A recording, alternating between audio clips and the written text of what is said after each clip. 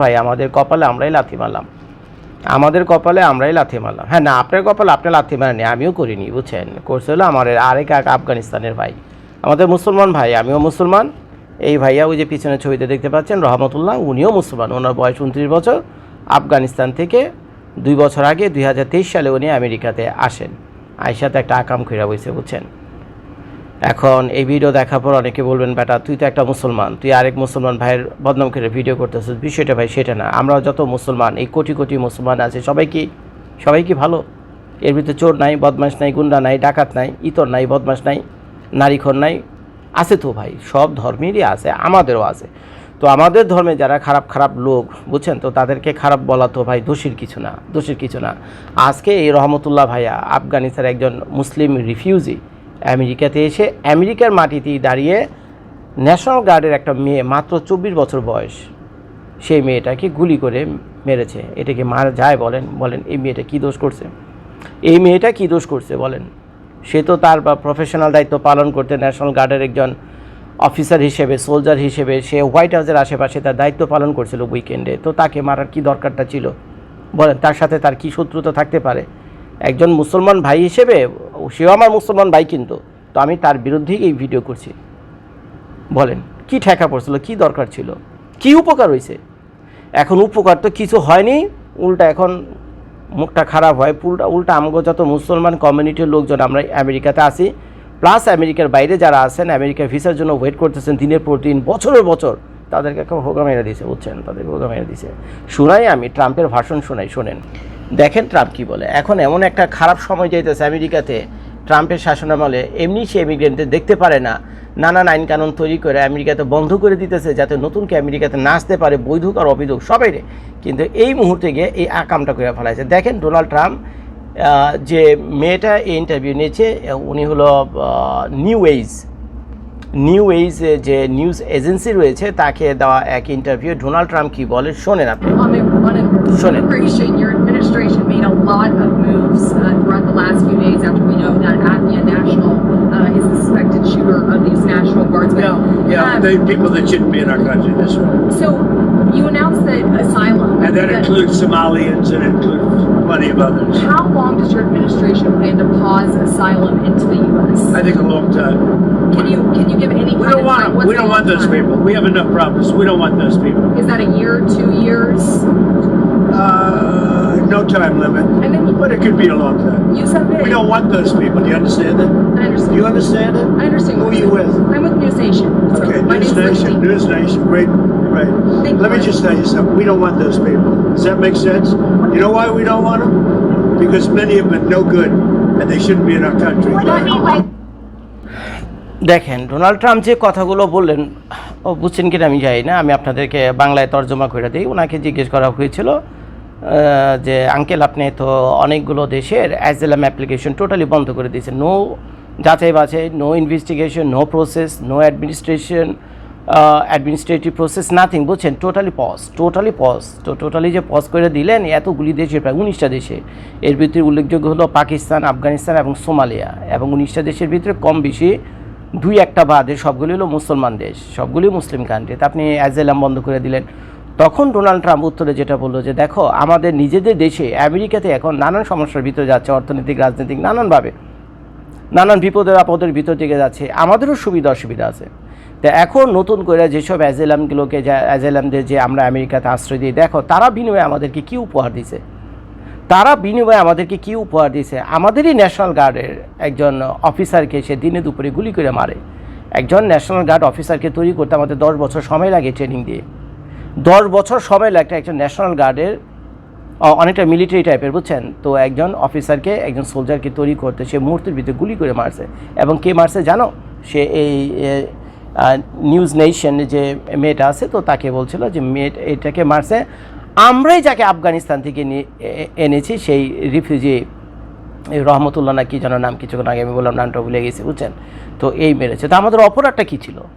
আমাদের অপরাধটা ছিল, যখন আমরা এই ইনভেশনে ছিলাম আফগানিস্তানে, প্রায় 8-10 বছর ছিলাম এই তালেবানদের বিরুদ্ধে, বা তালেবানদেরকে কন্ট্রোল করার জন্য আমরা যখন আমাদের মিলিটারি বেস করেছিলাম, তখন সিআইএ এর এজেন্ট হিসেবে এই রহমতুল্লাহ আমাদের সাথে কাজ করতো। তো যখন 2023 সালে আমরা আফগানিস্তান থেকে চলে আসি, তখন আমাদের এজেন্ট যেহেতু আমাদের এজেন্টকে তারা সাহায্য করতো ইন্টারপ্রিটার হিসেবে, মানে ওই দোভাষী হিসেবে, কারণ আফগান ল্যাঙ্গুয়েজ তো আর আমেরিকানরা বুঝবে না, তো অনেকে দোভাষী বা ইন্টারপ্রিটার তাদেরকে ব্যবহার করতে হয়েছিল। তো সে ছিল, এই রহমতুল্লাহ ছিল তাদের মতো একজন।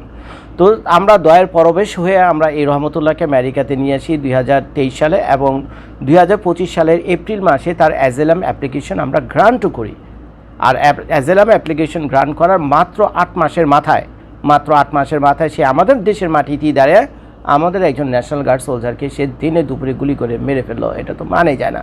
তো ভাই, এখন তো বাজ বিচার করার সুযোগ খুব কম। এখন কে ভালো কে মন্দ, কে ভালো কে মন্দ, আমাদের কাছে তো এমন কোনো রোবট নাই, আর আমাদের কাছে এমন কোনো অলৌকিক কোনো মেশিন নাই যে মেশিনের ভিতরে একটা মানুষের ঢুকায় আমরা জেনে যাব সে ভালো না মন্দ, তার ভিতরে জিহাদি মনোভাব আছে কি নাই, বা তার ভিতরে প্রতিহিংসার মনোভাব আছে কি নাই। হয়তো বা এই রহমতুল্লাহ যে এই মেয়েটাকে খুন করছে, তো হয়তো যেহেতু আফগানিস্তানে জন্ম নেওয়া, সে আফগানিস্তানের উপরে আমেরিকা অনেক অন্যায় অত্যাচার করছে সেটাও আমরা জানি। হয়তো বা সেই প্রতিশোধটা তার মনের ভিতরে ছিল, এবং সেই প্রতিশোধটা এসেছে এখানে নিল। কিন্তু ভাই, এই নিরীহ এই বাচ্চা মেয়েটা 24 বছর বয়সী যে মেয়েটা আমি কিছুক্ষণ আগে দেখলাম, ও তো ভাই কোনো দোষ করেনি। এটা ভাই আমার মতামত, জুলে চাইলে দুটো বকা দিতে পারেন। তো এখন আমরা দেখি যে এখন প্রতিক্রিয়াটা কি হবে, এর সাইড এফেক্টগুলো কি হবে। তো এখন এই যে একটা ছেলের জন্য এই রহমতুল্লাহর কারণে আফগানিস্তানের হাজারে না লাখে অ্যাজেলাম অ্যাপ্লিকেশন এখন আমেরিকার ইমিগ্রেশন যে কোর্ট রয়েছে সেখানে পেন্ডিং অবস্থা রয়েছে। পাকিস্তানের হাজারে, সোমালিয়ার হাজারে, সিরিয়ার হাজারে, ইরাকের হাজারে, ইরান আমেরিকার চিরশত্রু বুঝছেন, তারও হাজার অ্যাপ্লিকেশন পেন্ডিং অবস্থায় আছে এগুলো ইমিগ্রেশন কোর্টে। তো এখন ডোনাল্ড ট্রাম্প কী করছে, ওই যে কথাটা আমি কিছুক্ষণ আগে বললাম, একজন করে তো বাঁচার সুযোগ নাই। তো এখন ঢালাওভাবে কী করছে, এই 19টা দেশকে তারা প্রাথমিকভাবে চূড়ান্ত করছে যে এদের যে কোনো অ্যাজেলাম অ্যাপ্লিকেশন আর কোনো দেখবেই না, ইমিগ্রেশন কোর্টে দেখবেই না। আগে তো অ্যাজেলাম অ্যাপ্লিকেশন দিলে বছর কেস চলতো, আপনি আমেরিকাতে ঢুকে যেতেন, তারপরে এখানে কাজ করতেন, ব্যবসা বাণিজ্য করতেন, ইভেন পোলাপানও বড় হয়ে যেত। কারণ অ্যাজেলাম যে কেসগুলো রয়েছে এগুলো বছর সময় লাগে, 10 বছর 12 বছর 15 বছর সময় লেগে যায়। তো ওই সময়ে তো মানুষ পোলাপান বিয়ার শাদী করে পোলাপান স্কুল কলেজে চলে যায় বুঝছেন, স্কুল কলেজে চলে যায়, এবং আমেরিকার আইন অনুযায়ী আমেরিকার মাটিতে যদি কেউ জন্ম নেয় তাহলে সে আমেরিকার সিটিজেন হয়ে যায়। তো ওই ক্ষেত্রে পোলাপান আমেরিকার সিটিজেন হয়ে যায়। তো এখন এই ক্ষেত্রে নানান ইমিগ্রেশন সুবিধাগুলো তৈরি হয় যে অ্যাপ্লিকেন্টের পক্ষে গিয়ে, এবং একটা সুযোগ তৈরি হয়ে যায় তাকে পার্মানেন্টভাবে থাকার। চলুক ওইখানে ইমিগ্রেশন কোর্টে তার কেস চলুক অ্যাজেলাম হিসেবে, কিন্তু এখন তো টোটালটা বন্ধ করে দিল, রাইটে ডোনাল্ড ট্রাম্প করে বলে দিল যে এটা যে পজ করছে আনলিমিটেড টাইমের জন্য। এখন ডোনাল্ড ট্রাম্প তো আগামী 3.5 বছর ক্ষমতায় আছে নাকি, না 3.5 বছর না, পুরো 4 বছর, তো তাহলে পুরো 3 বছর উনি ক্ষমতায় আছে। তো 3 বছরে তো আর অ্যাজেলাম কেস কেউ টাচ করে দেখবে না, অ্যাজেলাম কেস এই কেসগুলো কেউ টাচও করে দেবেন, ইমিগ্রেশন কোর্টে তো ধরবেই না। তো এখন 3 বছরে যে পরিমাণ অ্যাপ্লিকেশন এসে জমা পড়বে, পরবর্তী আমেরিকার সরকার এসে যদি সেই কেসগুলো আবার আবার চালু করে বা ঠিকঠাক করতে চায়, তাহলে তো আগে যেখানে একটা ইমিগ্রেশন কেসে জমা লাগতো হলো অ্যাজেলাম কেসে 10 বছর, এখন তো লাগবে ভাই 30 থেকে 40 বছর। তো তার মানে সে তার বেঁচে থাকতে আর আমেরিকা আসতে পারবে বলে মনে হয় না। Just give me 2 minutes dear, ওকে।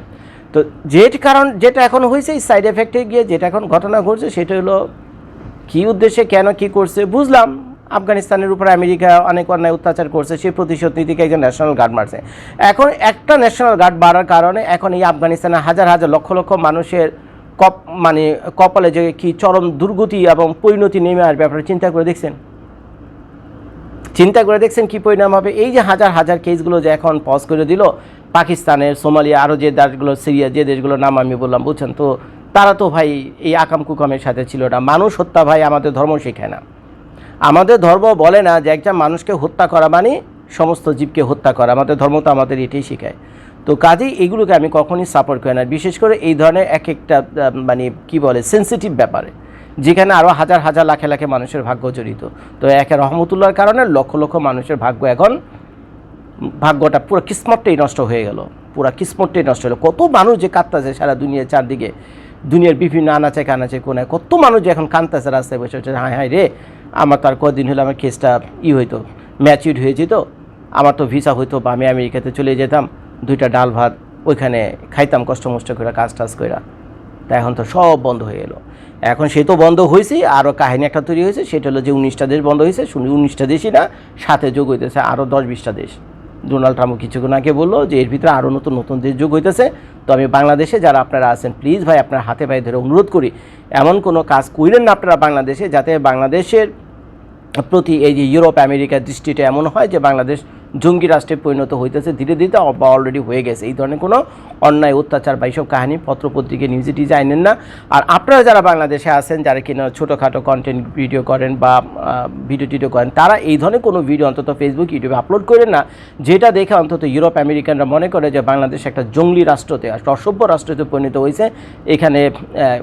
এখানে ম্যাস কিলিং একটা কমন ব্যাপার, টর্চার, ম্যাস কিলিং, কিডন্যাপিং, বুঝছেন, খুন খারাপি, হত্যা, আবি যাবি যা কিছু আছে বুঝছেন, লয়েড অর্ডার বলতে কিছু নাই। যে এই ধরনের উশৃঙ্খল এবং বিশৃঙ্খল একটা রাষ্ট্র হিসেবে আপনারা বাংলাদেশকে বহির্বিশ্বে উপস্থাপন করেন তাহলে যে পরিণতি পাকিস্তান এবং আফগানিস্তান এবং সিরিয়া তারপরে ওই সোমালিয়া তারপরে ইরান ইরাক এইসব দেশগুলোর জন্য হয়েছে সেই সব লিস্টে বাংলাদেশের নামও আসতে যাচ্ছে। এখন যারা আমেরিকাতে আসার মতো কোনো যোগ্যতা নাই তারা অথবা বলবেন যে শুকর আলহামদুলিল্লাহ ভাই ভালো হয়েছে আমরা তো যাবোই না, ইচ্ছা মতো মারো বাংলাদেশে, ইচ্ছা মতো বাংলাদেশে মারো, বাংলাদেশকে কে কী ভাবলো না ভাবলো আমাদের কিছু যায় আসে না, আমাদের যা খুশি তা কিছু করুন ভাই, করবেন আপনারা ঠিক আছে, এখানে আপনার যোগ্যতা নেই আমেরিকাতে আসায়। কিন্তু যাদের যোগ্যতা আছে লক্ষ লক্ষ পোলাপান বাংলাদেশে আছে যারা নাকি এই মাইনকা চিপে আটকা পড়ে গেছে যে কোনো মূল্যে বাংলাদেশ থেকে বাইরে তারা চলে আসে যে বিশেষ করে আমেরিকার মতো দেশে, আপনারা ভাই তাদের কিসমতটা নষ্ট করতেছেন, তাদের কিসমতটা নষ্ট করতেছেন। নেক্সট যে লিস্ট ডোনাল্ড ট্রাম্প তৈরি করবে সেই লিস্টে যদি এখন বাংলাদেশের নাম আসে তখন কি করবেন? বাংলাদেশের তো হাজার হাজার না লাখে লাখে ইমিগ্রেশন কেস পেন্ডিং অবস্থায় আছে। আরে ভাই যেগুলো ইমিগ্রেশন কেস পেন্ডিং অবস্থায় আছে, অ্যাজাইলাম কেস পেন্ডিং অবস্থায়, সে তো গায়া, পাশাপাশি যারা কিনে গ্রিন কার্ড নিয়ে আমেরিকাতে আছে তাদের তো কাহিনী হয়ে যাবে। ডোনাল্ড ট্রাম্প তো প্রত্যেকের ফাইল এখন রিওপেন করতেছে, শুনছেন তো এই কাহিনী। প্রত্যেকটা লিস্টে যেসব কান্ট্রির নাম আছে সেই সব দেশে প্রত্যেকটা নাগরিক কেমনে কে কীভাবে গ্রিন কার্ড পাইছে তাদেরও ফাইল এখন রিওপেন করতেছে। কত হাজার হাজার মানুষ যে বাঁটে পড়বে এখন চিন্তা করা যায়। সারাদিন এই যে আমিও 2-4 জন চিনি ভাই, কয় ভাই জজ ভাই যে সারাদিন কাম কাজ করে বুকের ভিতরে একটা ভয় ঢুকে গেছে এখন, ভাই আমারও গ্রিন কার্ড আছে। এই চিন্তাটা তো ভাই 2 দিন আগেও আমারও ছিল না যে আমারও আমেরিকা থেকে বের করে দিতে পারে। তো এখন এই কাহিনী হয়েছে ফাইল যদি রিওপেন করে এখন কে কোন ভুল ভ্রান্তি করেছে, কে কোন মিথ্যা তথ্য দিয়েছে, কে কোন জালিয়াতি করছে ভাই যারটা সে জানে বুঝছে। এই কেস রিওপেন হইলো তো খাইবনি একটা ধরা। তারপর শুনলাম ইমিগ্রেশন কোর্ট থেকে 15-16 জন জাজকে ডোনাল্ড ট্রাম্প এদেরকে কী করছে বরখাস্ত করে দিয়েছে। 15-16 জন জাজকে ইমিগ্রেশন কোর্ট থেকে পারে ডোনাল্ড ট্রাম্প কইও দেখাইছে। তো এখন এদের উপর অভিযোগ ছিল এরা গণহারে এই অ্যাজাইলাম কেসগুলো অ্যাপ্রুভ করতো, নামে বেনামে মানুষকে গ্রিন কার্ড দিত, যাতে বাচ্চা ঠিকঠাক মতো করতো না এবং আমেরিকা ইনটেনজার। তো এই কাহিনী ধরে এই 15-16 জন জাজকে এখান থেকে বরখাস্ত করে দিয়ে নতুন নতুন জাজ নিয়োগ করছে। এখন তো পুরা কিচ্ছা কাহিনী শুরু হয়ে গেছে আমেরিকাতে। তো ভাই আমি আপনাদেরকে অনুরোধ করব বুঝছেন যা করার করছেন সেটা তার ফিরে পাবেন না। এখন আল্লাহর কাছে দোয়া করি আমি আপনাদের উপর আল্লাহর রহমত নাজিল হোক, বুঝছেন একটু বোঝার চেষ্টা করেন।